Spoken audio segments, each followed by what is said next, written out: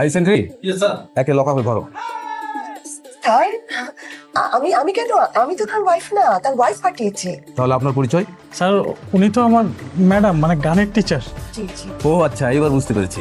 আপনার গান হয়তো আপনার ওয়াইফ পছন্দ করে না। আচ্ছা, আপনার গানের গলা কি খুব খারাপ? না স্যার, গানের গলা ভালো, খুবই চমৎকার। আপনার খারাপ হচ্ছে কপালটা। ওনার স্ত্রী যেমনি বাজে মহিলা তেমনি দরজা। জি স্যার, জি। জি স্যার। দেখেছেন আপু, হ্যাঁ ক্রিমিনাল গুলো আগেই এসে হাজির। স্যার মামলা করেন স্যার, অ্যাটেম্প টু মার্ডারের মামলা করেন এই দুজনের নামে।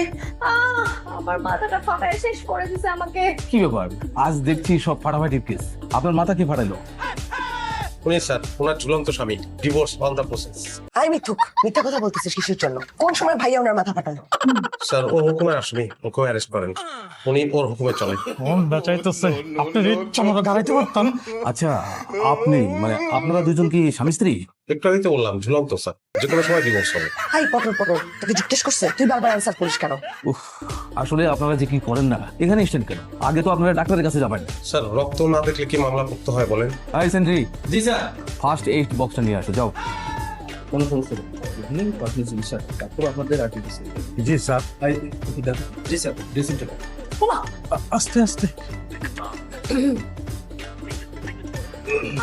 আরেকটু হলে থাকতো, কিন্তু রক্ত। স্যার ওনাদের তো আঘাতের কোনো চিহ্ন দেখা যাচ্ছে না। কি? জি স্যার। তার মানে এগুলো সবকিছু ফেক, মানে সাজানো? সত্য কথা বলবেন, আমার সাথে ফাজলামো করবেন না। সত্যটা কি সেটা বলবেন।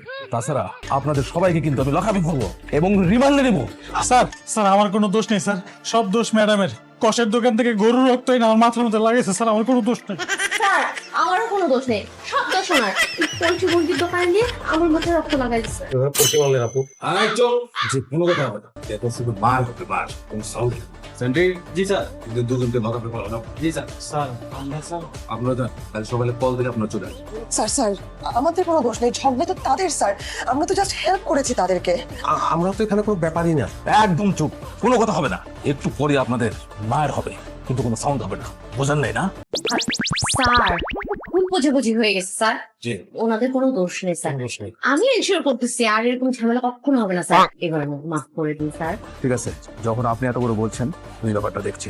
কখনো ভুল হবে না তো আর? কখনো না? না স্যার। ছেড়ে দিব, তবে মুসলেখা দিয়ে যেতে হবে। মুসলে কানি নেই স্যার। আপনাকে মুসলেখা দিতে হবে। আই সেন্ট্রি, মুসলেখা খাতাটা নিয়ে আসো তো।